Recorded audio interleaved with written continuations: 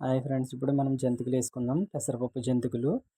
మనకు కావాల్సినవి పెసరపప్పు ఉడకబెట్టుకుని చల్లార్చుకుని పక్కన పెట్టుకోవాలి. చల్లార్చి పక్కన పెట్టిన దాంట్లోకి వరిపిండి జల్లించుకుని మనకి ఎంతైతే సరిపోతుందో మనం కలుపుకుంటూ ఎంత అయితే మనము కొలత తీసుకున్నామో అంత తీసుకుందాము. మేమైతే అర కేజీ పెసరపప్పు తీసుకున్నాము. అర కేజీ పెసరపప్పుకి ఒక కేజీ వరిపిండి దాకా వేసాము. ఉడకపెట్టుకుని చల్లార్చుకున్న దాంట్లో అలాగే దాంట్లోకి మనము 2 స్పూన్లు జీలకర్ర కూడా వేద్దాము. ఇప్పుడు నేను ఉడకబెట్టిన పెసరపప్పులో వరిపిండి వేసాను. ఒక కేజీ వరిపిండి దాకా వేసాను. కేజీ వచ్చేసి వరిపిండి వేసాను. 2 స్పూన్లు వచ్చి జీలకర్ర వేసాను. అలాగే ఒక స్పూన్నర కానీ 2 స్పూన్లు కానీ మీ టేస్ట్ని బట్టి వేసుకోవచ్చండి. నేనైతే మాత్రం 2 స్పూన్లు వేసాను వాము. తర్వాత నువ్వులు ఇష్టమైన వాళ్ళు నువ్వులు కూడా యాడ్ చేసుకోవచ్చు. చాలా బాగుంటుంది టేస్ట్.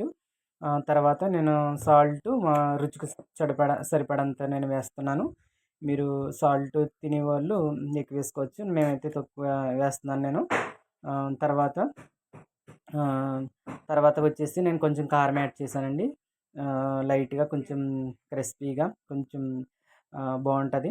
అలాగే నేను హాట్ వాటర్ వేస్తున్నానండి. హాట్ వాటర్ సిద్ధం చేసుకుని హాట్ వాటర్ కూడా వేసి మిక్స్ చేస్తున్నానండి.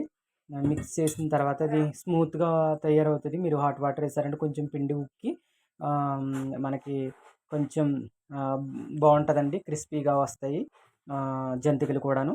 అదంతా మనము మిక్స్ చేసుకుందామండి మొత్తము.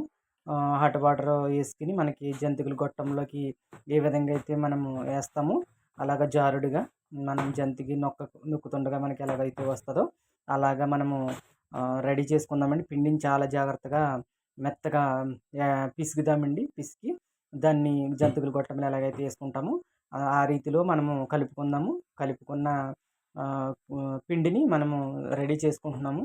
మనం వాటర్ కూడా చూసుకుని వేసుకోవాలండి. కొంచెం మరి ఎక్కువైపోతే అది జంతికల గొట్టంలో జారిపోతుంది. జారిపోకుండా మనకి కొంచెం టైట్గా ఉండేలాగా జంతికల గొట్టంలో వేసి నొక్కుతుండగా మనకి జంతికలు హోల్స్ అయితే ఉన్నాయో ఆ హోల్స్లో నుంచి మనకు రావాలండి నీట్గా.